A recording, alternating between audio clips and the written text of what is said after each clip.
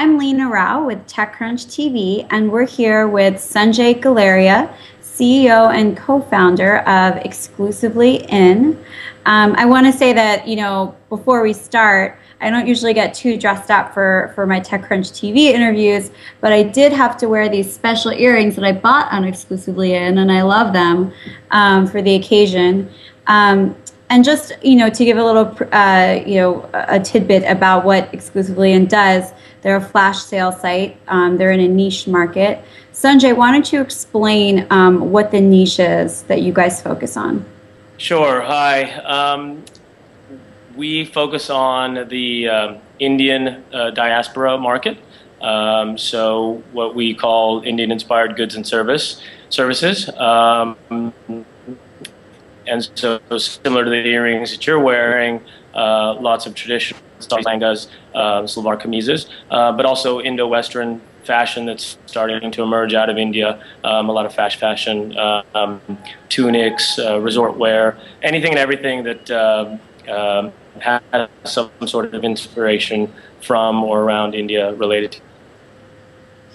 Now, I'm Indian American, and I of course, enjoy wearing those types of jewelry and clothing and buying those home accents. But I'm curious, what percentage of your buyers and visitors are not of Indian descent? So we've been really lucky. About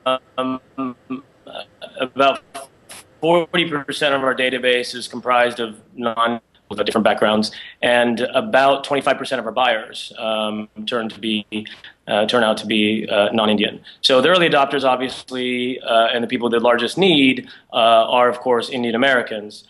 Currently, we're only distributed into America. We only sell into the United States. In about a month and a half, we'll be in about 10 different countries, hitting all of the diaspora.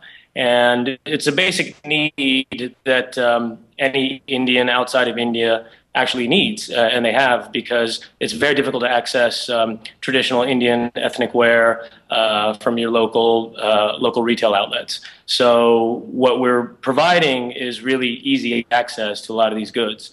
But we've been very surprised and thankful that a lot of Westerners and non-Indians are buying as well. So just out of curiosity, what is the market size for this niche sector, this Indian diaspora that lives outside of India, whether that be in Europe or Canada or the US? What's the market size for that?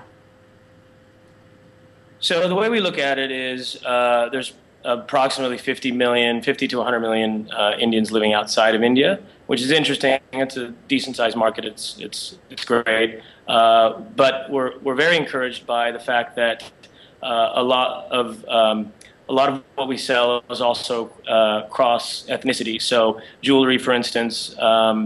We're seeing a huge pickup in jewelry. If you just looked at our jewelry business alone, I'd say at least 50% of the purchases are coming from non-Indians. So we look at it in a much broader way. The other element is we'll also be selling within India, and then you're looking at a sizable 1.2 billion person market. So right now we're focusing on the U.S. It does seem niche, but we are fulfilling a great need and a great demand. Now, are there already flash sale sites in India like Gilt and Ideally or Hotlook or some of these other ones? So there has been an emergence of many replicas of different U.S. models that have succeeded, and there are flash sale sites within India. They sell largely Western clothing and Western goods to the Indian market.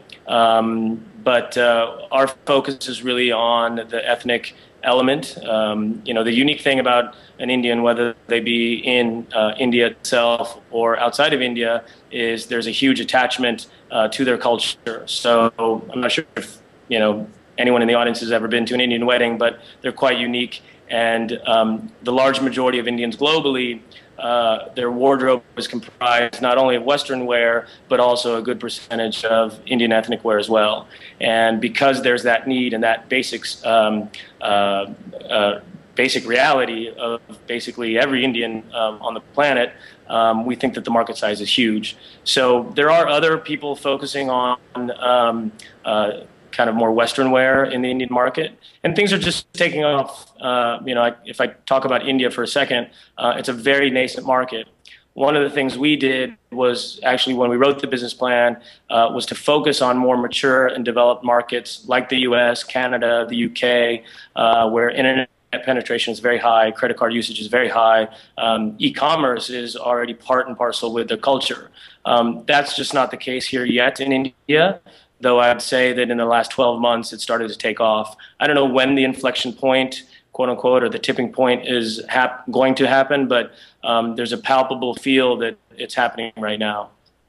You know, one thing that when I look at Exclusively In, I think about the expansion strategy and what you guys could do. I mean, for example, I went on my honeymoon to Cambodia and Thailand, and you know, we had to buy extra luggage while we were there because we bought so many handicrafts and paintings and little odds and ends for our home. And I was wondering, you know, what are you considering maybe expanding to other countries where there is a broad appeal for buying these, whatever these products are, these crafts that are developed in other countries? You know, yeah, it's a good question. It's kind of like it's a very good question. Kind of the Pier 1 strategy, right, if you will. I think sourcing gets to be challenging, and I think we have a big enough market opportunity in our hand in the short term to focus on.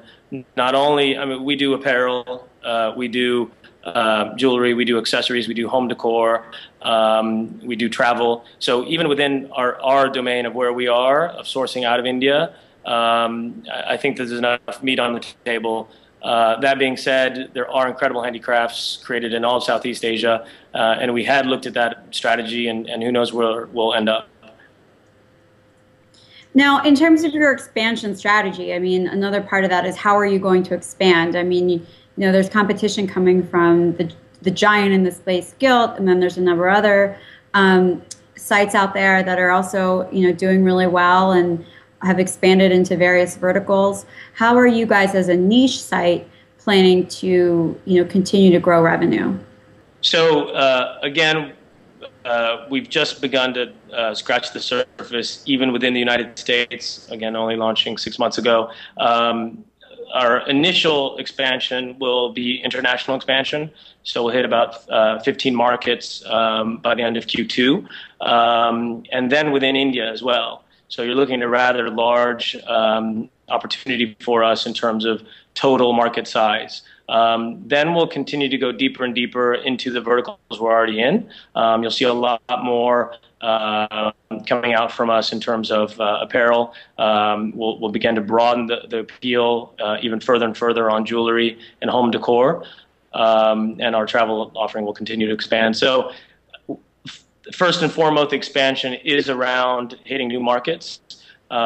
Fortunately for us, again, there is this unique Indian need that exists on the planet. Every Indian, male or female, has to at some point carry Indian clothes in their wardrobe, and we just become the most convenient source and offering the best value. So, we're slightly different from the flash sale model that has emerged and been so successful in the United States and Europe, in that they're releasing excess inventory, offering discounts. Ultimately, ours is more of an access play. No, you can't walk into Barney's, you can't walk into Bloomingdale's or Bergdorf and pick up a sari or a langa or the jewelry that we're selling on our website. So these are unique items that are virtually impossible to get, or they're very inconvenient to get. You'd have to, back in the day, you'd have to hop on a plane and come to India. Now we can source that and supply that directly to your home. So our play is slightly different. We do like the flash sale format, being able to communicate with our members every day, putting up new sales, refreshing the merchandise. But it's not about getting excess inventory. It's just about getting access to these items.